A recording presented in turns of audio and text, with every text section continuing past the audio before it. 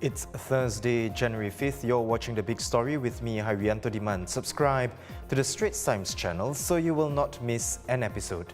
Former Pope Benedict is being given a final farewell in front of St. Peter's Basilica in the Vatican City. His funeral being presided over by his successor, Pope Francis. The open-air service started about an hour ago and is expected to have drawn a crowd of tens of thousands of people.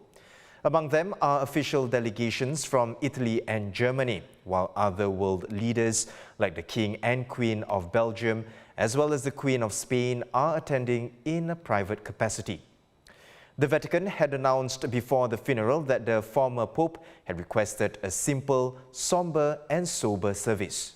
Despite that request, it is without a doubt a historic occasion, this being the first time a former Pope is having his funeral presided over by a sitting Pope. It is being celebrated by 120 cardinals, 400 bishops and over 3,000 priests. After the ceremony, the coffin will be taken back into and buried under the basilica. The lying-in state ended late on Wednesday with almost 200,000 people visiting his coffin over the past 3 days. Benedict died at the age of 95 last Saturday. A hero to Catholic conservatives, he's best known for shocking the world nearly a decade ago when he became the first pontiff in 600 years to stand down. He had said at the time that he was no longer strong enough to lead the Church due to his advanced age. His resignation paved the way for the election of the current Pope Francis. If you grew up in the late 90s and 2000s, chances are you'll remember these Creative Technologies MP3 music players that so many of us were obsessed with. Nifty little devices that gave users a new way to download, transport and playback skip-free digital audio. They were hugely popular among the early adopters until Apple iPods came along. Creative's founder, chairman and CEO Sim Wong-Hoo was the technology pioneer who put Singapore on the world map. The company today announced Mr. Sim passed away peacefully yesterday. He was 67. Mr. Sim famously picked a legal fight with Apple co-founder Steve Jobs over their company's portable music players. He sued the iPod maker in 2006 for patent infringements and won a $100 million settlement. Paying tribute to Mr. Sim, former Foreign Minister George Yeo says he is deeply saddened to lose an old friend and recalls the evening when he and Singapore's late President Ong Teng Cheong were presented with a Nomad MP3 player storing 12 songs.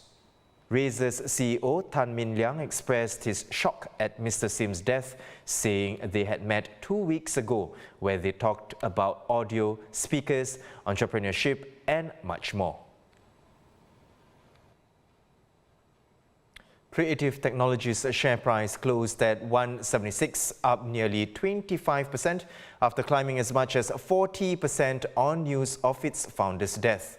Company executive Mr. Song Xiao Hui has been appointed as interim CEO. He is currently president of the Creative Labs business unit. Today, Creative trades only on SGX, but back in 1992, it was the first Singaporean company to list shares on the US Nasdaq.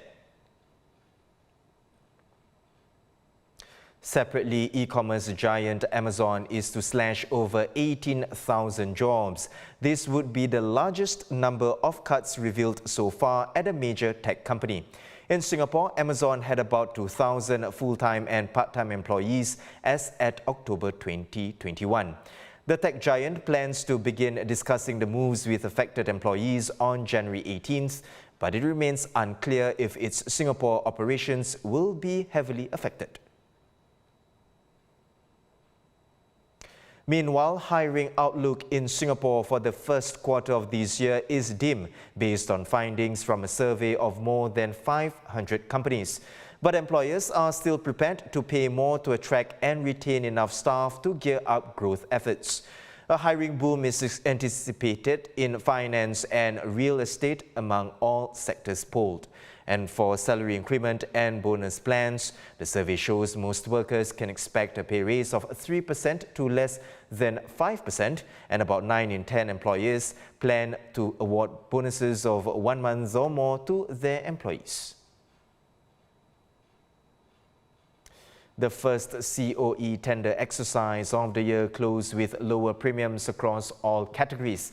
Cat A sees the biggest decrease, with the premiums falling by $8,000 to end at $80,000. Cat B premiums also see a drop of 5.6% to end at about $102,000. The open category, which is usually used for larger cars, sees premiums ending at about $107,000, a dip of 1.6%. The festive season might have just come to a close, but that doesn't mean there's nothing to look forward to. Today marks the beginning of a Singapore Art Week, returning in full force after 2 years. Art Week will feature works by more than 700 artists and curators from Singapore and around the world, with more than 130 programs and exhibitions.